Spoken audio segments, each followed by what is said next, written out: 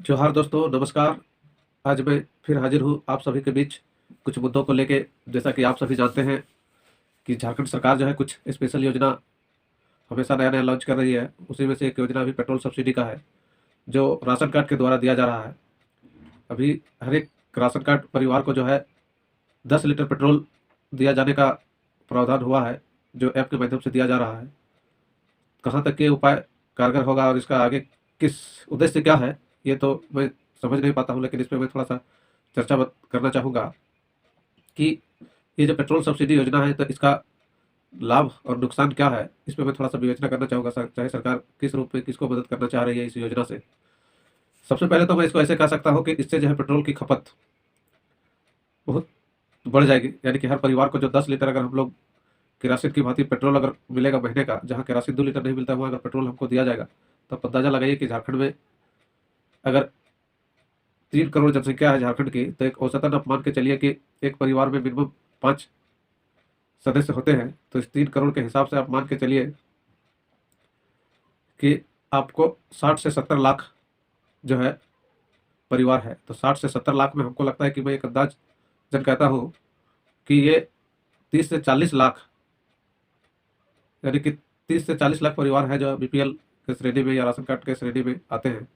तो आप सोचिए कि 30 लाख इंटू 10, यानी कि इनडायरेक्टली आप ऐसे समझ लीजिए कि 3 करोड़, महीने का 3 करोड़ लीटर जो है झारखंड में अतिरिक्त जलेगा।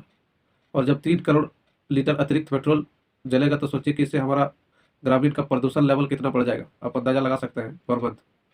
और साथ ही साथ इससे जो ड्राइविंग, चूँकि अगर 10 लीटर कोई चीज़ सरकार देती है, तो इससे उस घर में बच्चे, खास करके जो मोटर बाइक है, यानी कि 500 किलोमीटर औसतन अगर कोई भी गाड़ी दोपहिया का 50 का माइलेज देती है, तो 50 दहे 500 किलोमीटर जो है वो अतिरिक्त चलेगा। और इस 500 किलोमीटर से इसका नेगेटिव प्रभाव को अगर सोचा जाए, तो सोचिए कि अगर पर मंथ कोई बाइक 500 किलोमीटर रनिंग होगा, तो उससे बहुत सारे एक्सीडेंटल केस भी होंगे, जो युवा विदाउट लाइसेंस की गाड़ी भी चलाएंगे। चूँकि फ्री में तेल मिलने से एक जो मानसिकता जो आएगी गार्जियन का, वो काफ़ी अलग हो जाएगा। और जो परिवार इसका लाभ नहीं ले सकेगा, बहुत सारा परिवार, क्यों? क्योंकि किसी का गार्जियन के नाम से अगर गाड़ियाँ हैं, मोटरसाइकिल, और उसके नाम से हो सकता है कि उसका लाइसेंस ना हो, लाइसेंस उसके परिवार का युवा लड़का के नाम पे हो, तो फिर यहाँ एक उस परिवार जो है इस लाभ से वंचित रह जाएगा।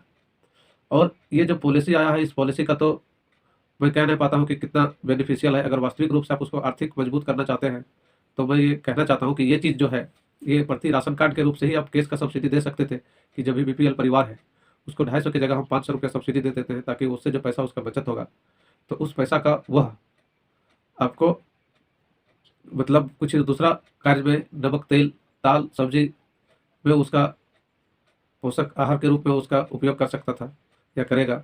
लेकिन पेट्रोल के नाम पे सब्सिडी देने से इस पैसे का महज दुरुपयोग, एक्सीडेंटल केसेस बढ़ेंगे, पोल्यूशन बढ़ेगा।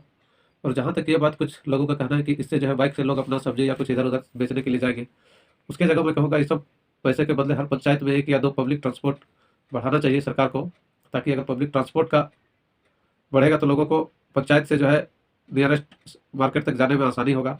और नियरेस्ट मार्केट तक आने जाने के लिए सुबह शाम जो है हर लोकल डिस्टेंस से 10 से 15 किलोमीटर तक वो आए जा सके, ग्रामीण लोग मेन रोड तक या मेन सिटी तक, ताकि और वो सब्सिडी उस गाड़ी को मिले, और जो मजदूरी करने जाता है वह जाए। इससे हमारा पोल्यूशन लेवल भी कम होगा, और जिसको लाभ मिलना रहे, जो सब्जी बेचना चाहे, जो भी चीज़, वो उस गाड़ी से भी वो कर सकता है, पब्लिक ट्रांसपोर्ट। इससे हमारा एनवायरनमेंट सेफ रहेगा, सुरक्षित रहेगा। दूसरा जो आज हम देख पा रहे हैं कि झारखंड में एक बहुत ही मामला अभी गरमाया हुआ है, यूँ कह लीजिए कि जो लैंग्वेज को लेके कि धनबाद बोकारो में जो 3 भाषाएँ अंगिका और भोजपुरी और मगही को शामिल कर दिया गया है। तो ये भी एक बहुत इशू वाला चीज़ है। इसमें भी अगर देखा जाए, तो सरकार को अपना यह पुनर्विचार करना चाहिए, क्योंकि जिस प्रकार से एक बड़ा भाई से अलग होके अगर झारखंड राज्य बना है, तो यहाँ के झारखंड के लोगों के लिए बना है।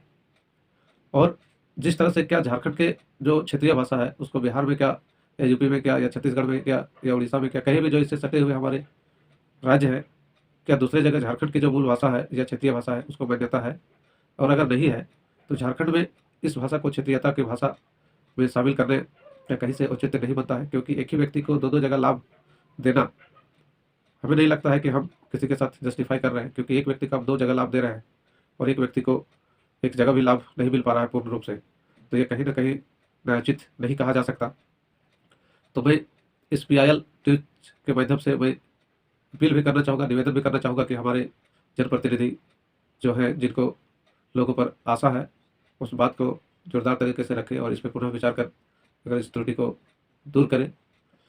तीसरी जो है, एक बहुत ही महत्वपूर्ण चीज़ें हैं, जो राज्य में आज के डेट में मुद्दा बनी हुई है, वो है वैकेंसी को लेके। युवा जो है बहुत बेरोज़गार है और उस बेरोज़गार में अगर हम बात करें, तो बहुत सारी वैकेंसी अब तक हो जाना चाहिए था। हम लोग देखते हैं कि आज झारखंड बने 21 वर्ष हो गया, 22वें वर्ष में हम लोग प्रवेश कर चुके हैं, लेकिन मात्र अभी तक 6 JPSC क्लियर हो पाए हैं, उसमें भी अधिकतर विवाद ही रहा है।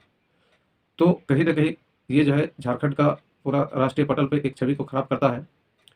तो जितनी हो सके क्या ये समझिए करना ही चाहिए कि जो एग्ज़ामिनेशन पैटर्न है उसको एकदम स्ट्रिक्टली एक टाइम बाउंड के साथ नोटिफ़िकेशन आना चाहिए और एक टाइम बाउंड के साथ जो है उसका क्लियरेंस होना चाहिए कि हाँ, इतना डेट से इतना दिन, 6 महीना, साल भर में हम जो भी एग्ज़ाम कंडक्ट करते हैं तो उसका रिज़ल्ट देके ज्वाइनिंग तक करा देंगे, जिस तरह से यूपीएससी अपना कोई भी एग्ज़ाम को प्रॉपरली करा देते हैं। हालाँकि ऐसा नहीं कि ये कोरोना काल का कारण ऐसा हो रहा है, किसी चीज़ में डिले हो रहा है। कोरोना काल से पहले भी जो भी चीज़ें वैकेंसी निकली है झारखंड में, उसमें भी इस तरह का समस्या आया है और देखा गया है। इसलिए सरकार को इस बात पे भी ध्यान रखना चाहिए कि जो भी हमारे यहाँ पे रिक्रूटमेंट एजेंसी है, खास करके जेपीएससी हो या जेएसएससी हो, समयबद्ध भी होना चाहिए किसी भी वैकेंसी को जब निकलता है तो। ऐसा नहीं कि कोई वैकेंसी एक बार निकला फिर 3 बार रद्द हो गया, कभी परीक्षा होने के बाद रद्द हुआ, तो कभी परीक्षा होने से पहले ही रद्द हो जाता है, तो कभी नियमावली में गड़बड़ी है, तो कभी रिजल्ट देने में गड़बड़ी है। ये सब छोटा-छोटा इश्यू करके यहाँ के युवाओं का भविष्य जो है काफ़ी बर्बाद हो जा रहा है और युवा जो है, जो सबसे ज़्यादा क्रिएटिव 18 से लेकर 35 फिर 12 से 15 वर्ष तक जो क्रिएटिव और एनर्जी के साथ वर्क करते हैं, उस समय ये लोग जो है तो पढ़ने में वक्त बर्बाद हो जाता है एक विद्यार्थी रूप में, जिसका भी राज्य या देश को कहिए कि बेनिफिट नहीं मिल पाता है। उसका मेंटल, बौद्धिक, शारीरिक और वर्क एक्सपीरियंस का लाभ जो है राज्य और राष्ट्र को नहीं मिल पाता है। बस किताब के पीछे दिमाग और समय व्यर्थ हो जाता है।